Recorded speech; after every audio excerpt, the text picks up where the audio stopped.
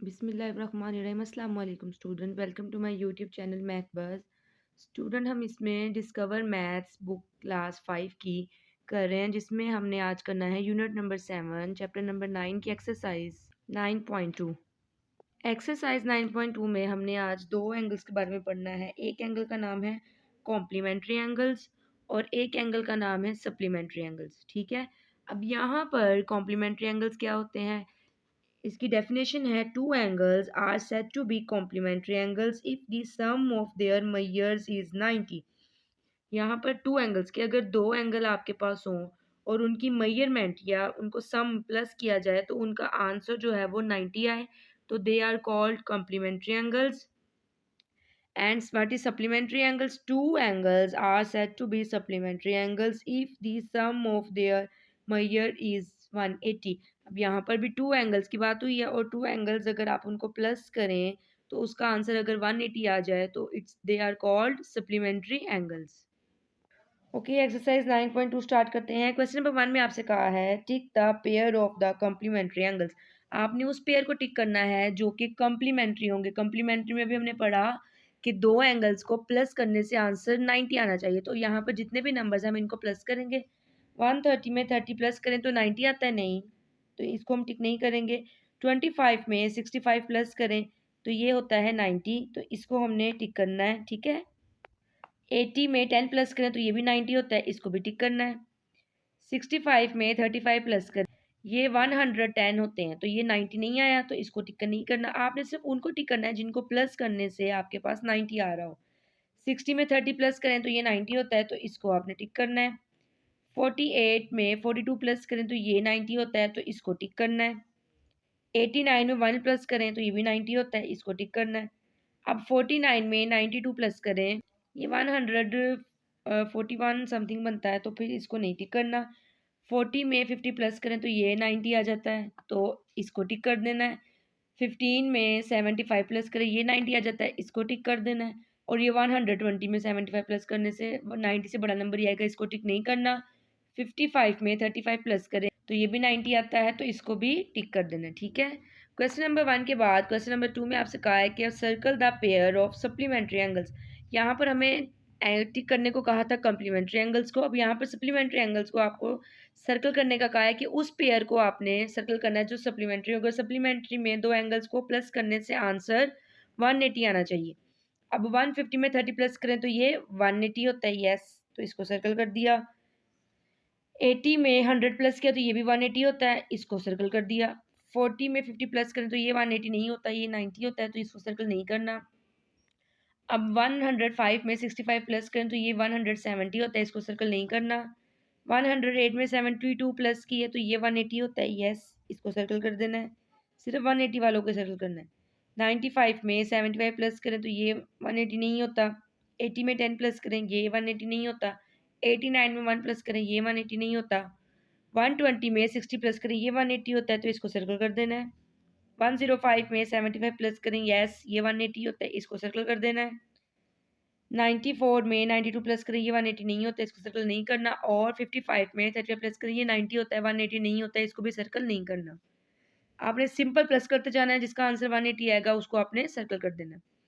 इसके बाद question number 3 में आपसे कहा है write the complement of each of the following angles.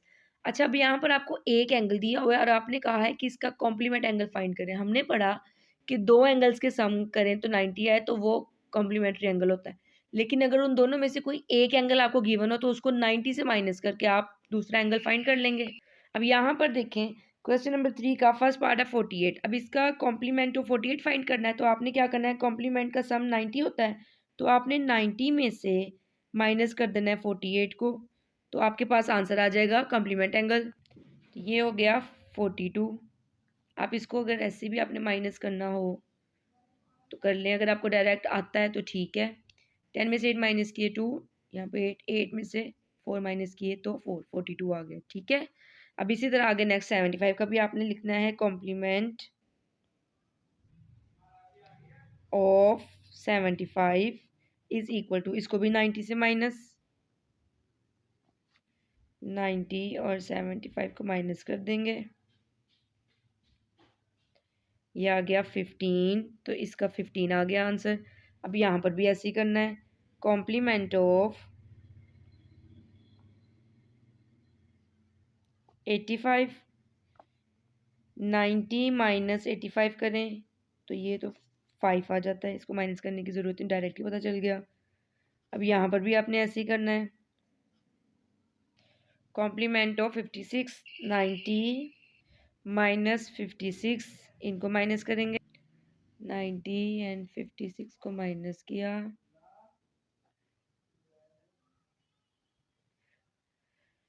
34 degree.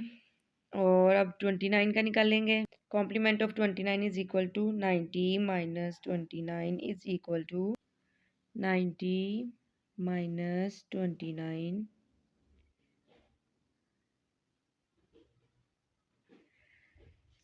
61 आ गया। अब इसी तरह बेटा ये इसका एफ से लेकर एल तक पार्ट मैंने ऐसे सॉल्व कर दिया। सिंपल माइनस की क्वेश्चन है, आपने 90 में से इनको माइनस करते जाना है। ठीक है, आप बेशक इनका स्क्रीनशॉट ले लें। क्वेश्चन नंबर 3 के बाद क्वेश्चन नंबर 4 है, write the supplement of each of the following angles. अब आपको जैसे यहाँ पर कॉम्प्लीमेंट्स दिया हुआ था, ऐसे सप्लीमेंट्स दिए हुए हैं। एक एंगल दिया और दूसरा आपने फाइंड करना है। कॉम्प्लीमेंट में से कॉम्प्लीमेंट वाले क्वेश्चंस को आप 90 में से माइनस किया था। अब सप्लीमेंट का सम होता है 180, तो इसको 180 से माइनस करना है। अब इसका सोल्यूशन देखें। सबसे पहला क्वेश्चन है 128। आपने पहले मेंशन कर देना है कि आप सप्लीमेंट एंगल निकाल रहे हो। सप्लीमेंट ऑफ 128, इसको क्या करना है, 180 में से माइनस कर देना है 128 को। 180 एंड 128 को माइनस किया, 7 और 10 में से 8 माइनस किया 2, 7 में से 2 माइनस किया 5, तो ये आ गया 52 डिग्री।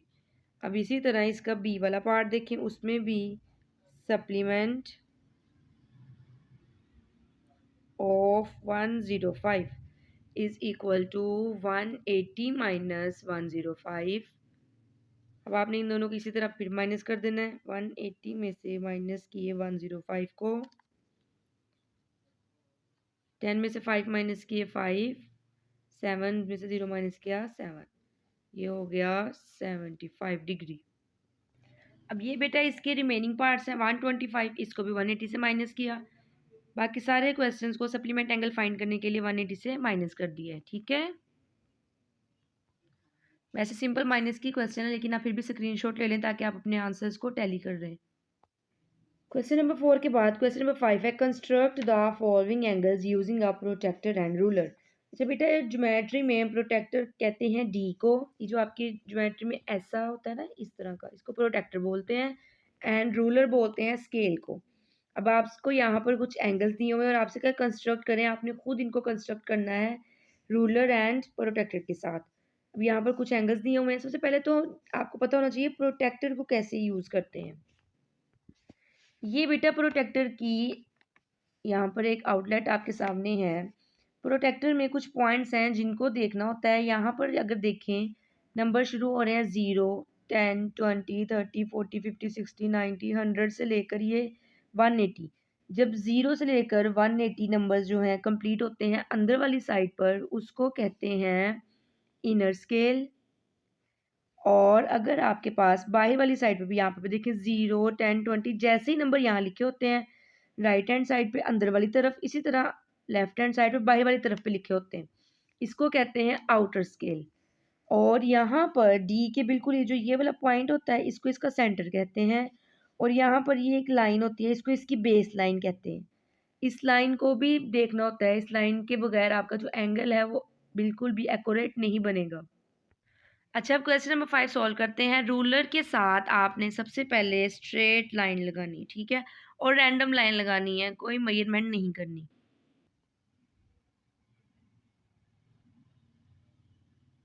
लाइन लगाने के बाद आपने अगर इस साइड पर अपना एंगल बनाना है तो इस साइड पर आपने अपने सेंटर को ध्यान रखना है, क्योंकि सेंटर को हमने हमारे प्रोटेक्टर के सेंटर के साथ मैच करना है। और ये जो हमने लाइन लगाई है इसको इस प्रोटेक्टर की बेस लाइन के साथ मैच करना है। अब ये देखें, आपने इसको जब मेजर करना है एंगल के लिए, एंगल आपके पास क्या है 90 का। 90 का अब आपने एंगल यहाँ पर कंस्ट्रक्ट करना है। तो ये यहाँ पर अब देखें, जो डी आपके प्रोटेक्टर का सेंटर है वही आपकी लाइन का सेंटर हो, और जो प्रोटेक्टर की बेस लाइन है वही आपकी बेस लाइन के साथ मैच हो। आपने इसको थोड़ा सा भी टेढ़ा नहीं करना कि ये बेस लाइन प्रोटेक्टर की नीचे हो और आपकी बेस लाइन ऊपर हो, या फिर प्रोटेक्टर के ऊपर चले जाए और आपकी नीचे हो। ऐसे नहीं करना। बिल्कुल इसका ख्याल रखना है कि आपका जो सेंटर है वो भी, और जो बेस लाइन है वो भी बिल्कुल डी के साथ मैच होनी चाहिए। अब हमने जिस तरफ हमारी बेस लाइन की साइड होगी ना, उस साइड से हमने एंगल को देखना शुरू करना है 0 से, ठीक है। अब मैंने 90 का एंगल ड्रॉ करना है। 0, 10, 20, 30, 40, 50, 60, 70, 80, ये रहा 90, ठीक है। 0 से बेस लाइन के अकॉर्डिंग ही चलना है। इस साइड पे नहीं जाना कि यहाँ से देख लेते हैं, मैंने यहाँ से देखना है, ऐसे नहीं करना। आपने प्रॉपर इसका ध्यान रखना है। अब यहाँ पर है 90 का एंगल, ठीक है। वहाँ पर आपने डॉट लगा लेना है और फिर यूं स्केल रख के आपने यहाँ पर लाइन ड्रॉ कर देनी है। ये यहाँ पे लाइन ड्रॉ की, लाइन ड्रॉ होने के बाद यहाँ पर हम मेंशन कर देते होते हैं कि हमने यहाँ पर कौन सा एंगल ड्रॉ किया है, क्योंकि 90 का तो 90 का ड्रॉ हो गया। अच्छा, एंगल ड्रॉ करने के बाद आपने इस शेप का नेम भी रखना है। अब मैं यहाँ पर इसका ए, इसके बाद ये है बी, और इसके बाद ये है सी। जब हमने इनका नेम रख देना है तो जो भी नेम आप अल्फ़ाबेटिकली कोई भी नेम रख सकते हो। जब आपने जो भी नेम है वो रख देने हैं, फिर आपने यहाँ पे साइड पे मेंशन करना है, ये एंगल का सिंबल होता है, ठीक है। एंगल की हम स्पेलिंग नहीं लिखते, फिर हम सिंबल लगा देते हैं एंगल। अब एंगल का नाम क्या रखा हुआ है, A B C. A B C is equal to कौन सा ड्रॉ किया है, 90 डिग्री, ठीक है। ये फिर आपने ऐसे इसको मेंशन करना है। अब यहाँ पर इसका सेकंड वाला जो है वो 180 का एंगल है। सबसे पहले रूलर के साथ लाइन ड्रॉ कर लेनी है।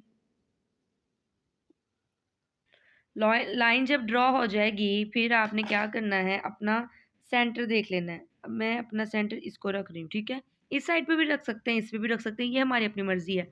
हमने जब प्रोटेक्टर के सेंटर और बेस लाइन को देख लेना है तो फिर हम जिस मर्जी साइड पर रख सकते हैं। अब हमने 180 का एंगल ड्रॉ करना है। अब आपने सबसे पहले क्या करना है, अपने सेंटर को और बेस लाइन को मैच कर लेना है अपने प्रोटेक्टर के साथ। अच्छा, यहाँ पर ये 180 लगा हुआ है, लिखा हुआ है ना, हमने 180 को नहीं देखना है इसको। जैसे आपको सिखाया है कि आपने जिस साइड पे आपकी बेस लाइन जा रही होगी वहीं से 0 से एंगल को, इट्स मीन हमने इनर स्केल से देखना है। क्योंकि जो हमारी बेस लाइन जा रही है वो इस साइड पर 0 है, तो 0 हमारा इनर स्केल पर है। तो इनर पे जहाँ पर 180 आएगा हमारा एंगल वहाँ बनेगा। बी हो गया 80, 90, 100, 110, 120, 130, 140, 150, 160, 170, 180, ये यहाँ बन रहा है। तो ये यहाँ पर इसको आपने बनाना है, ठीक है। ये नहीं है कि यहाँ पर ये 180 लिखा हो तो उधर ही लिख देना, नहीं। आपने बेस लाइन के अकॉर्डिंग अपने 0 से एंगल को देखना शुरू करना है, वो इनर स्केल है या फिर वो आउटर स्केल है। अब हमारा यहाँ पर आया है तो इसका मतलब है अब हमने स्केल को रख के, जब यहाँ पर बनाया था 90 का तो यहाँ से यहाँ स्केल से मैच कर दिया था। अब यहाँ पर बना है तो फिर आपने इसको मैच कर देना है। जब आपने मैच कर देना है तो क्योंकि हमने यहाँ से, ये हमारा सेंटर था, तो हमने अब यहाँ पर यूँ बनाना है और लिख देना है कि ये 180 का एंगल है। अब इसको भी नेम दे देना है, और मैं इसको भी ए बी और सी दे रही हूँ। अब इसको कैसे मेंशन करना है, एंगल का symbol A B C is equal to 180 degree. अब यहाँ पर इसका जो थर्ड एंगल है वो है 235। अच्छा, हमारे प्रोटेक्टर पर नंबर्स जो हैं वो 180 तक बस होते हैं। ये आपको नज़र आ रहा है ना, यहाँ भी 180 ही है, यहाँ भी 180 है। बेशक इनर स्केल ले लें या आउटर स्केल ले लें, एंगल जो है वो 180 के ही बस इस पे होते हैं। और जैसे कि हम पहले पढ़ चुके हुए हैं कि 180 से बड़ा और 360 से छोटा जो एंगल होता है वो रिफ्लेक्स एंगल होता है। ये रिफ्लेक्स एंगल है। जब आपके पास ऐसा नंबर आ जाए जो रिफ्लेक्स एंगल हो, तो फिर आपने सबसे पहले यहाँ पर मेंशन करना है रिफ्लेक्स एंगल, और आपने इसको 360 में से जो भी ये वैल्यू है इसको माइनस करना है। 360 माइनस 235, 10, और यहाँ 5 रह गया। 10 में से 5 माइनस किए 5, 5 में से 3 माइनस किए 2, 3 में से 2 माइनस किए 1। अब आपके पास आया 125 अब आपने ये वाला एंगल ड्रॉ करना है, क्योंकि हमारे तो डी पर ये नंबर ही नहीं है, तो हम कैसे ड्रॉ करेंगे? तो इसलिए हमने माइनस किया और -360 में से रिफ्लेक्स एंगल को करना है। अब यहाँ पे 125 है, अब हमने 125 का एंगल ड्रॉ करना है। सबसे पहले क्या करना है, रूलर के साथ लाइन ड्रॉ कर लेनी है। लाइन ड्रॉ करने के बाद हमने अपना सेंटर देख लेना। अच्छा, 2 क्वेश्चन में हमने इसी को सेंटर रखा है, अब हम इस दफ़ा इसको रख लेते हैं, क्योंकि हम दोनों से ही एंगल बना सकते हैं। अब आपने क्या करना है, अपने सेंटर पर अपने प्रोटेक्टर का सेंटर और बेस लाइन को सेम कर देना है। अब यहाँ पर अच्छा, ये मेरी बेस लाइन अभी सही सेम नहीं हुई, इसको थोड़ा सा और नीचे करेंगे। अब ये बिल्कुल परफेक्ट होगी। आपका जो सेंटर है वो प्रोटेक्टर के सेंटर के साथ और बेस लाइन जो है वो प्रोटेक्टर की बेस लाइन के साथ मैच होगी। अब हमने क्या करना है, अब हमारे पास हमारा आउटर स्केल यूज़ होगा, क्योंकि अब हमारा ज़ीरो जो है वो बाई वाली साइड से शुरू होगा एंगल। अब आपने जो एंगल ड्रॉ करना है वो है 125 का।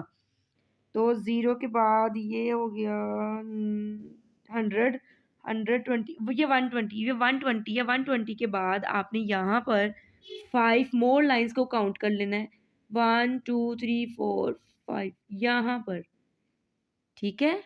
125 बोला है तो 125 का ही ड्रॉ करना है, ये नहीं है कि 120 यहाँ पर लिखा हुआ है तो वहीं पे नहीं। 125 है तो 120 के बाद 5 पॉइंट्स और काउंट कर लिए, तो ये हो गया। और अब हमने क्या करना है, स्केल के साथ यहाँ से इसको मैच कर देना है, और जिस तरफ आपका सेंटर होता है ना उसी से आपने एंगल को ड्रॉ करना है। ये नहीं कि सेंटर आप इसको रख रहे हो और आपने ड्रॉ यहाँ से कर दिया, ऐसे नहीं करना। अब ये लाइन ड्रॉ कर दी, और लाइन ड्रॉ करने के बाद अच्छा, इसमें तो यूँ सिंपली यूँ हमने बना दिया था एंगल का, इसमें भी सिंपली बना दिया था। अब ये रिफ्लेक्स एंगल है, आपने क्या करना है, इस पे यूँ ऐसे,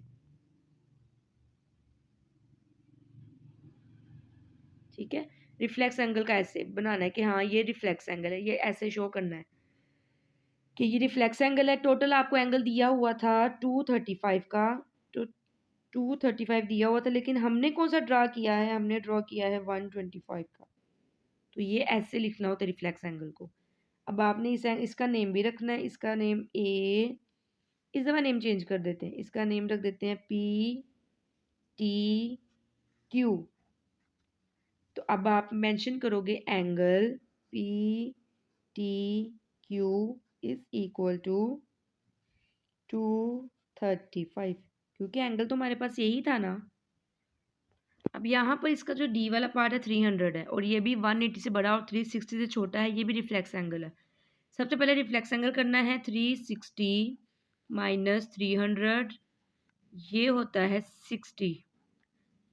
अब स्केल के साथ लाइन ड्रॉ करके वैसे सारा प्रोसीजर करना है। लाइन ड्रॉ करने के बाद अब भी इसी वाली साइड को अपना सेंटर बना रही हूँ, ताकि आपको दोनों साइड से एंगल को ड्रॉ करना है।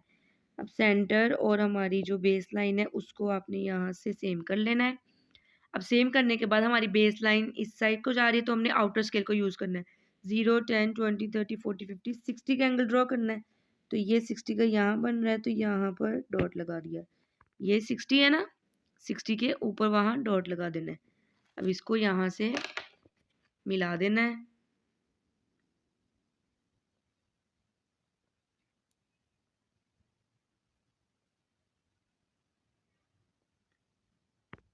और मिलाने के बाद आपको क्या बताया, यूं करके आपने रिफ्लेक्स एंगल को शो करना है, इस तरफ एरो और इस तरफ एरो, और जो दिया हुआ होता है वो हमने नीचे मेंशन कर देना है, और जो हमने ड्रॉ किया है वो हमने ऊपर मेंशन। अब इसका नाम रख देते हैं एक्स वाई जी। यहाँ लिख देंगे angle X Y Z is equal to 300 degree. अब ई वाले में ये भी 180 से बड़ा और 360 से छोटा है, ये भी रिफ्लेक्स एंगल है। अब आपने इसको भी क्या करना है, 360 में से माइनस किए 200, तो ये आपके पास आ गया 160, 160 आ गया। अब इसको आपने वैसे ही ड्रॉ कर लेना है। अब यहाँ पर मैंने अपना सेंटर इस साइड पे रख लिया, और ये इस साइड पे मेरी बेस लाइन जा रही है, तो इट्स मीन मैंने इनर स्केल यूज़ करना है। ज़ीरो यहाँ से 160 तक अब मैं जाऊँगी, ज़ीरो से इनर स्केल को देखते हुए ये आ गया 160। तो ये 160 पे यहाँ पे डॉट लगाना है, ठीक है। और अपने सेंटर से इसको मैच करने के बाद इसको भी ऐसे ही टोटल हमारे पास 200 था, हमने 160 का ड्रॉ किया। एफ वाला ये भी रिफ्लेक्स एंगल है। अब आपने इसको भी रिफ्लेक्स एंगल को पहले 360 में से माइनस कर लेना है। तो ये आ गया 90 का वैसे हम पहले बना चुके हुए हैं, लेकिन इसको दोबारा से ड्रॉ कर देते हैं।